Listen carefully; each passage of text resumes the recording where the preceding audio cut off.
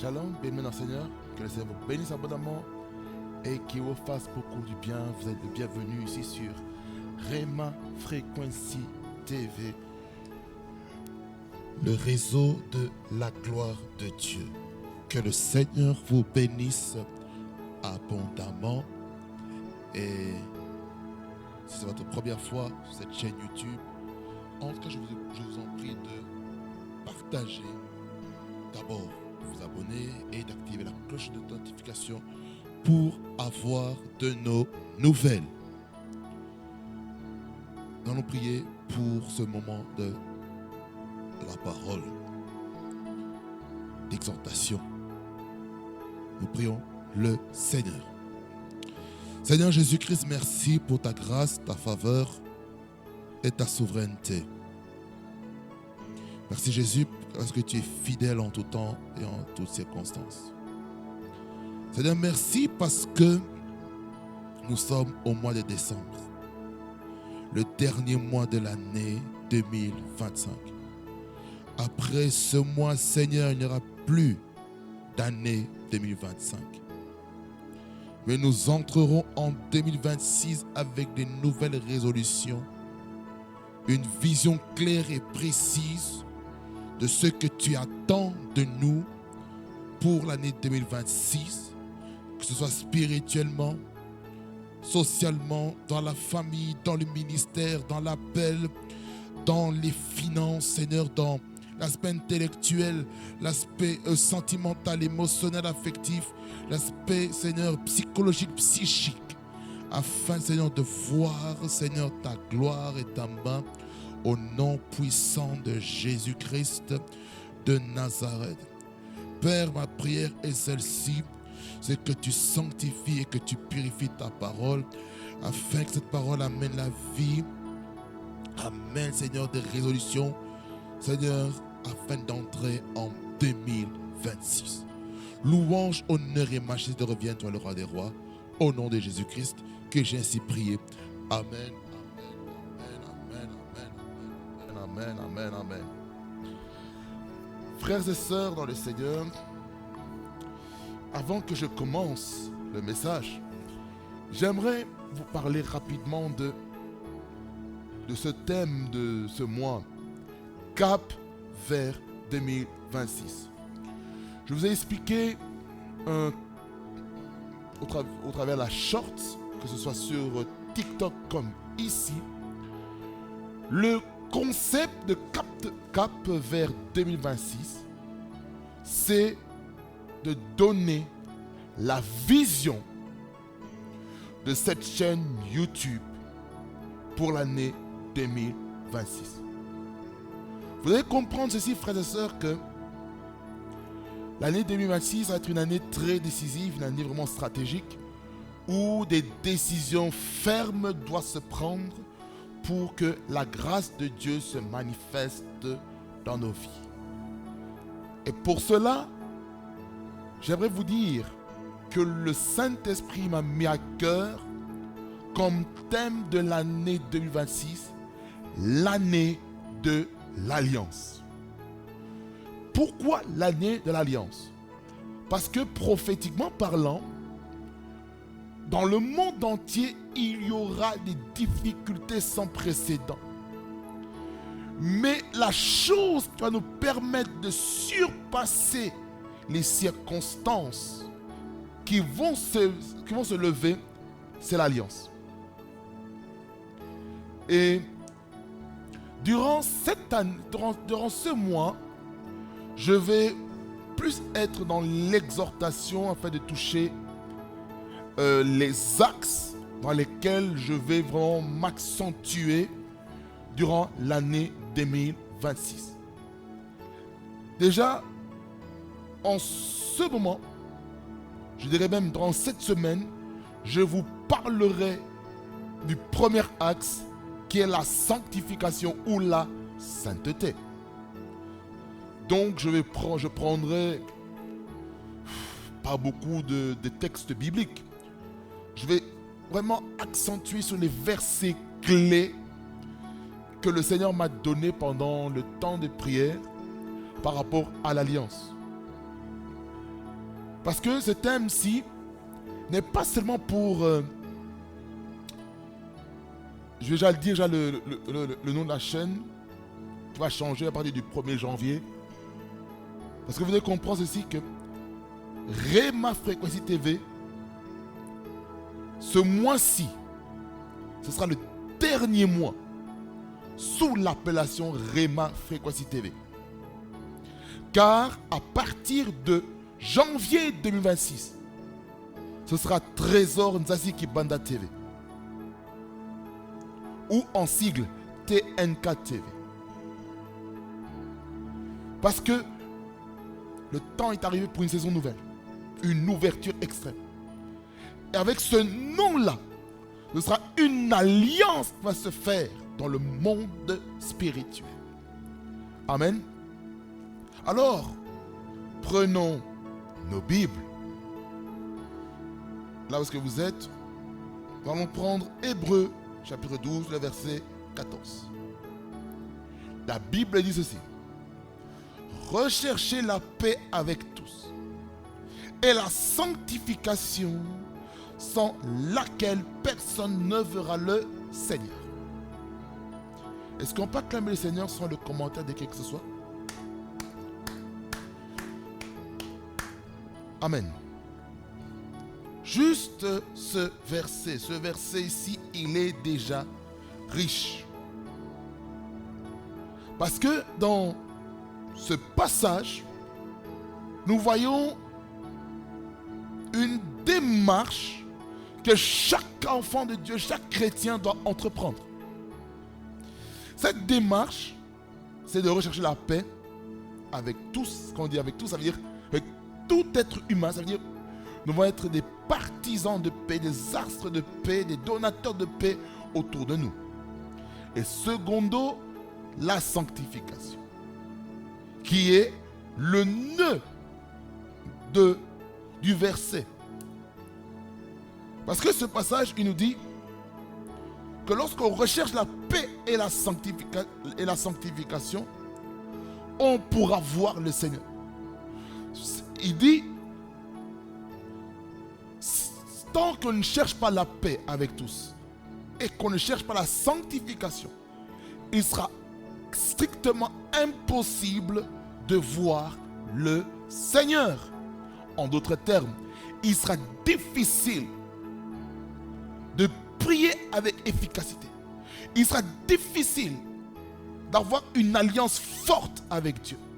Il sera difficile, sans la paix avec les hommes et la sanctification avec Dieu, il sera impossible de voir le Seigneur, Jésus-Christ.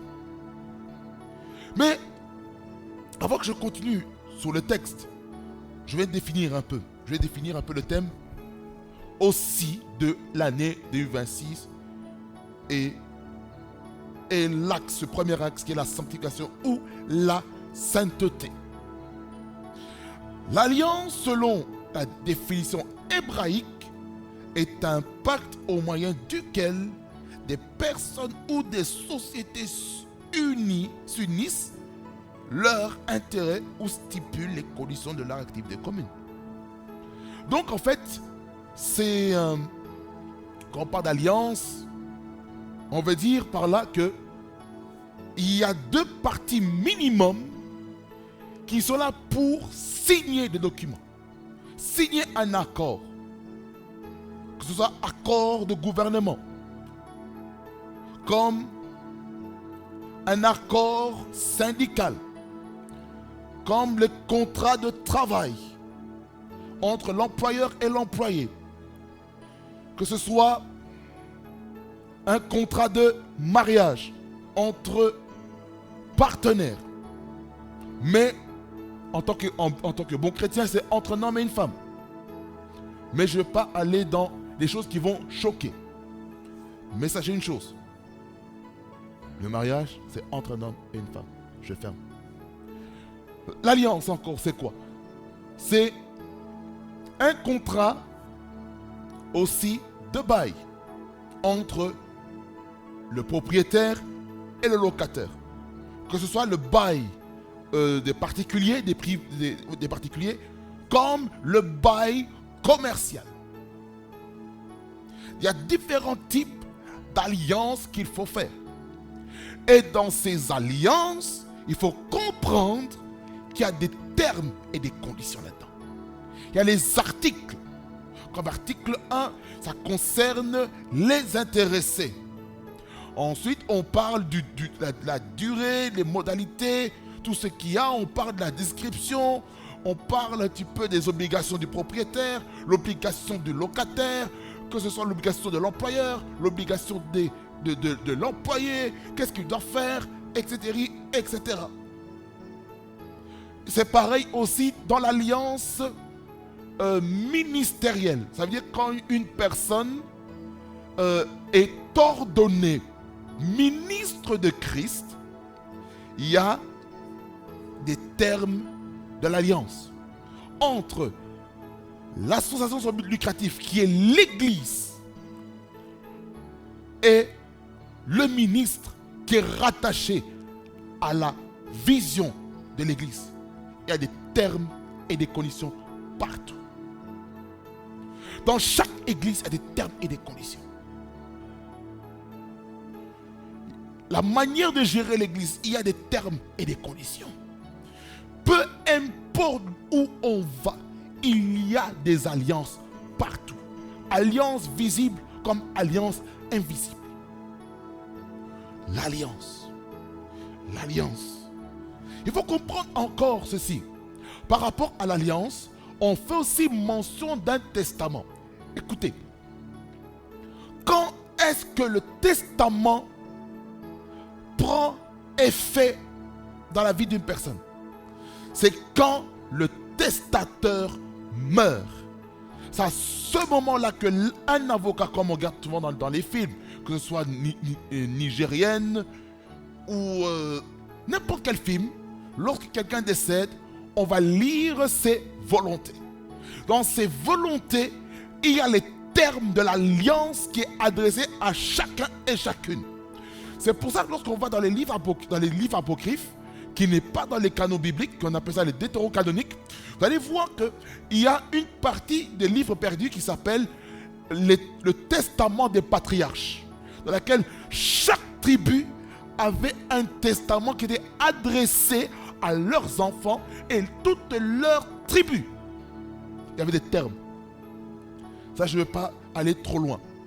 Pour dire quoi? La Bible est un testament.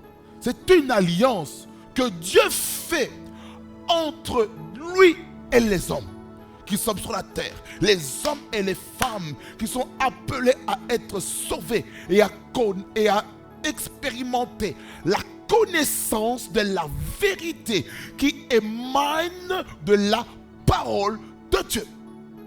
Et cette parole de Dieu qui prend place dans le cœur, maintenant le testament peut prendre effet. Par exemple, nous lisons la parole, mais le testament commence à s'écrire sur les tables de nos cœurs pour que l'on n'oublie pas. Ça, c'est l'alliance. Dans l'alliance, il y a des droits, il y a des devoirs. Et ça, je vous en parlerai plus en détail durant l'année 2026. Parce que cette année, ce mois-ci, je donne plus un petit peu des aperçus. Qu'on appelle ça, les trailers. Des bandes d'annonces que je donne comme ça. Pour que nous puissions bien comprendre le contexte dans lequel nous sommes en train de parler. Deuxième mot que nous voyons, c'est la sanctification qui fait partie du premier point. Le premier point que le Seigneur m'a donné pour l'année 2026 par rapport au thème de l'année de l'Alliance, c'est la sanctification ou la sainteté. Qu'est-ce que la sanctification? La sanctification du mot grec agiamsmos fait mention de la consécration, la purification, l'effet de la consécration. La sanctification intervient aussi pour le cœur et la qualité de vie d'un enfant de Dieu. La sanctification nous amène par ricochet à la sainteté car Dieu est saint. Voyez la sanctification. La sanctification, c'est le fait de se purifier, de se laver. Il se peut que dans nos vies, que nous ayons des impuretés. Cela exige maintenant qu'on se lave. Et quand on se lave, qu'est-ce que Dieu opère? Il opère quelque chose de grand, Dios dans nos vies. C'est important. C'est important. Raison pour laquelle j'aimerais vraiment insister que nous devons vivre dans la sanctification, sans laquelle personne ne verra le Seigneur. Quelqu'un dit un amen fort. Est-ce que quelqu'un dit un amen fort là où est-ce que vous êtes? Amen. Alors, il y a quelque chose que nous devons comprendre maintenant. C'est la place de l'alliance, de la sanctification dans la vie d'un enfant de Dieu. Quelle est sa place? Quand nous lisons le texte que nous allons lire,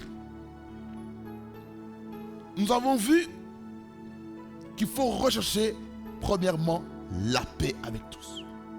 Je parlais de la paix avec les hommes.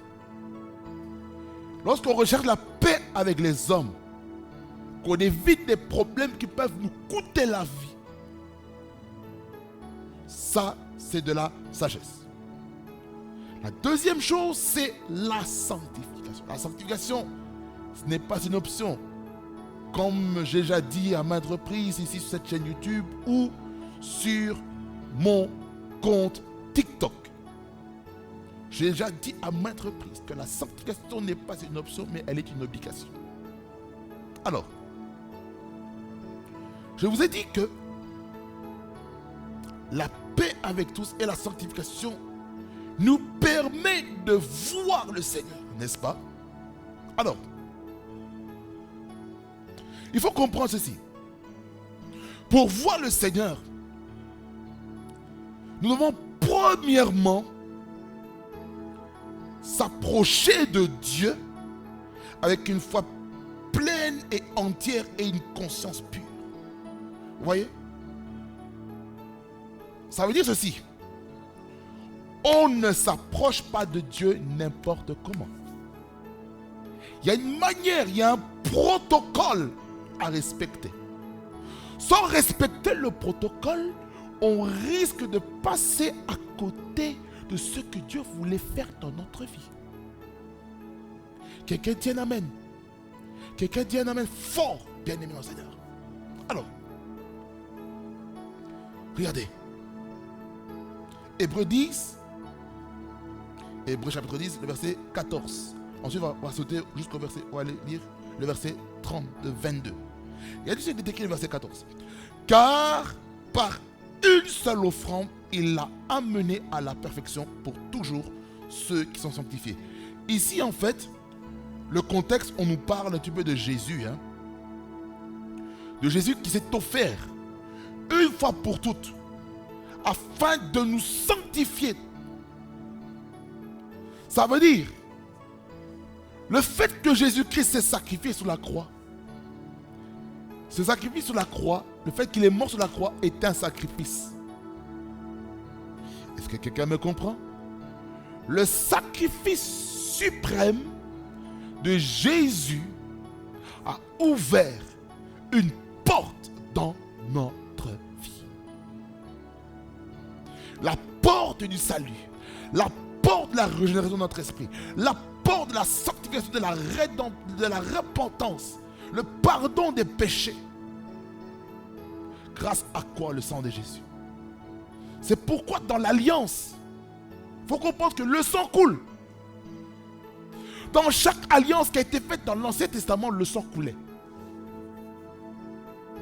Vous savez, dans Genèse 4, quand Abel a offert le premier-né des animaux, le sang a coulé sur l'autel et Dieu a agréé cette offrande parce qu'il y avait le sang.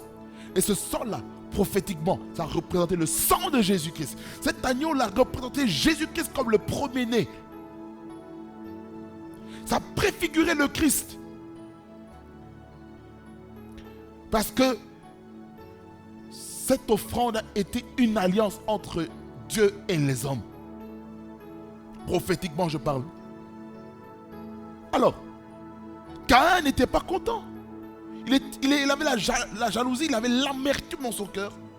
Parce que Dieu avait agréé l'offrande d'Abel. Comment? Et à cause du péché qui a été commis dans Genèse 3 par Adam et Ève, maintenant il y a eu un premier meurtre qu'on appelle fratricide, qu'on peut même dire aussi homicide volontaire avec préméditation. Donc Caïn avait prémédité de le tuer. Il faut comprendre ceci. Dans Genèse 4, on était dans la deuxième dispensation. C'était la dispensation de la conscience. Parce que l'innocence était caduque à cause du péché d'Adam et Ève.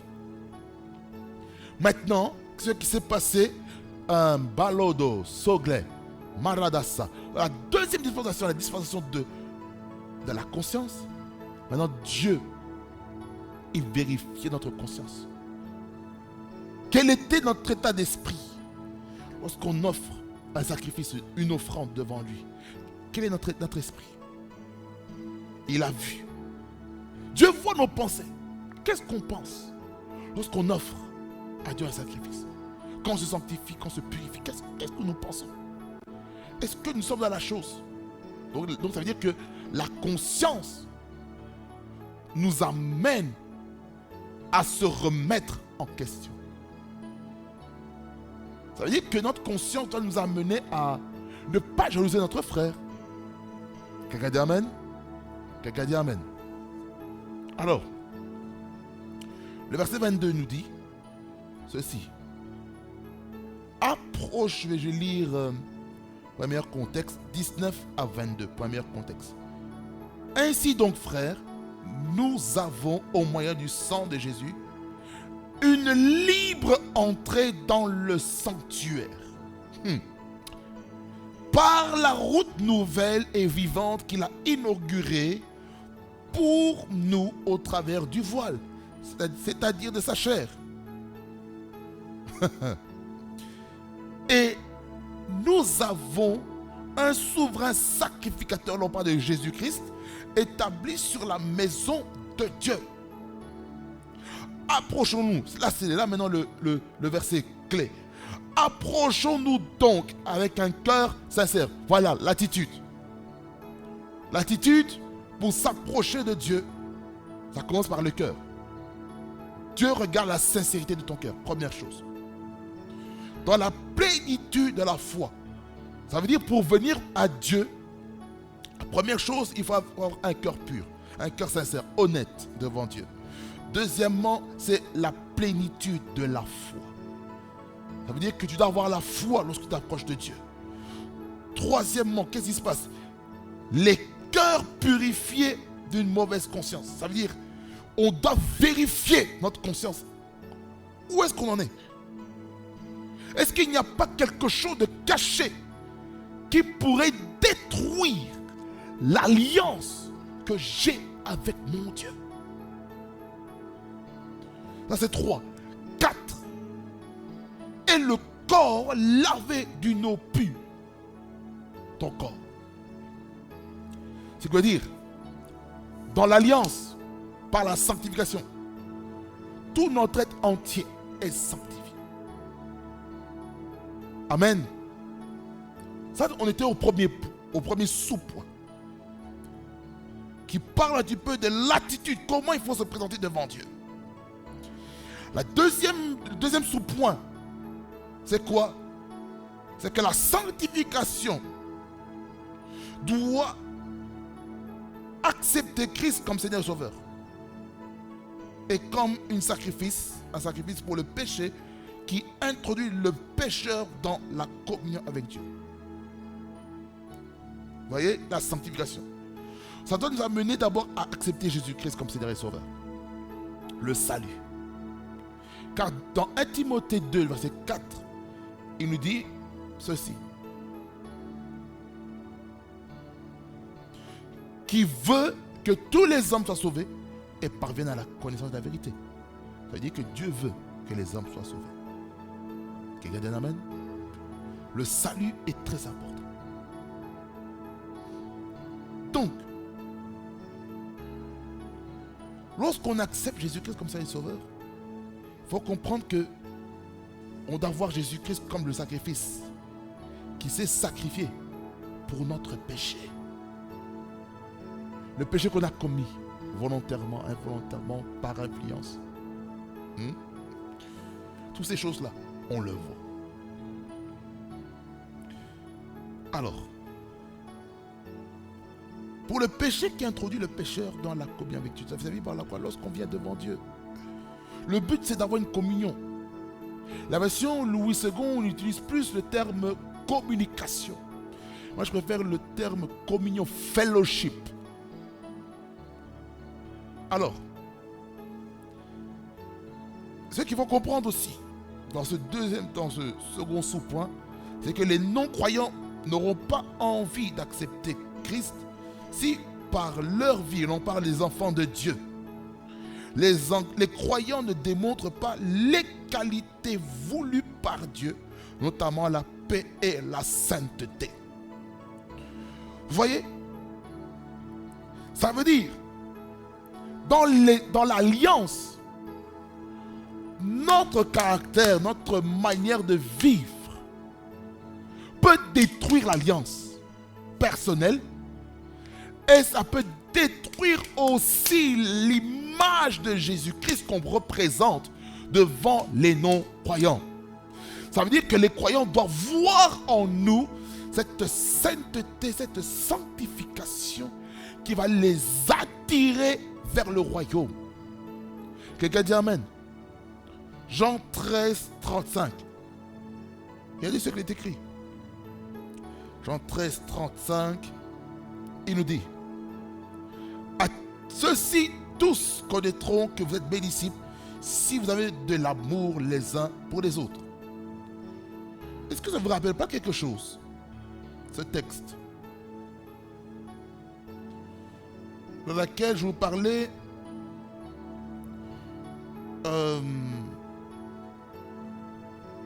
de Jésus le vrai cep le mois dernier? Ça veut dire, hein, quand on dit à ceux-ci tous, ça veut dire chrétiens, musulmans, juifs, bouddhistes, hindouistes, païens, athées, tout le monde, ils verront cela. Ils verront que nous sommes enfants de Dieu, que nous sommes disciples de Christ, si on a de l'amour les uns envers les autres. C'est notre comportement. Notre comportement est à la base du fait que certaines personnes ne viennent pas à l'église. C'est notre comportement.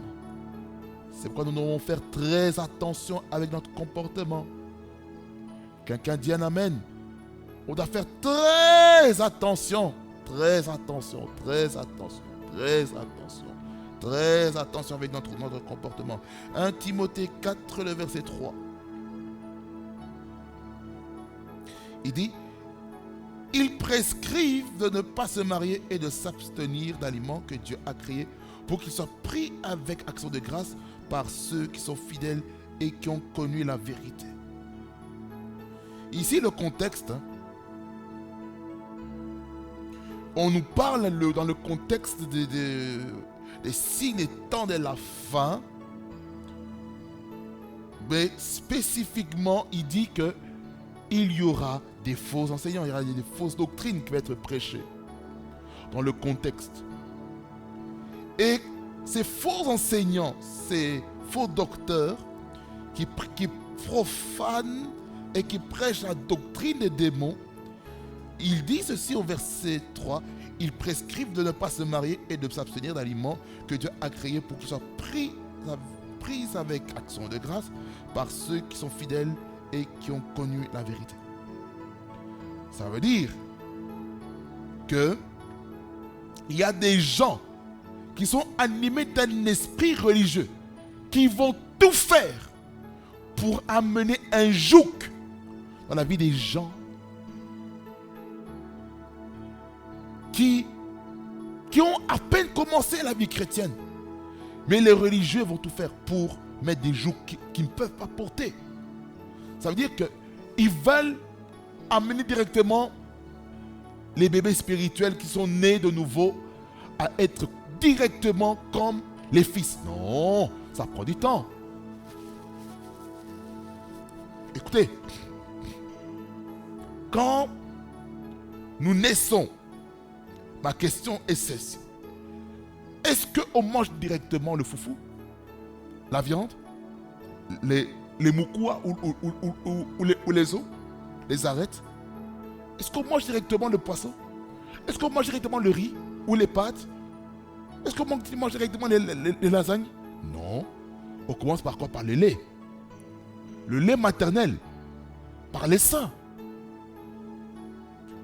Et ce lait-là est adapté à l'enfant. Car Dieu a mis cette technologie dans le corps de la femme pour donner le lait qu'il faut pour l'enfant. Et c'est grâce à ça que l'enfant grandit avec des vitamines, les vitamines A, B, C, tout ce qu'on veut, les fer, tout ce qu'on veut. C'est ça qui permet une bonne croissance. Ça veut dire, pour nous qui sommes anciens dans la foi chrétienne, nous devons faire attention de ne pas être une paire d'achoppements pour les nouvelles personnes qui viennent à l'église. Amen. Soyez très attentifs. Parce que si nous mettons des jougs qu'il ne faut pas dans la vie de ces nouvelles personnes, on va les tuer. On va les massacrer. Raison pour laquelle il est important de ne pas être une source d'obstacles pour le peuple de Dieu et pour les nouveaux convertis. Amen. 1 Pierre, 1er, verset 16. Il dit,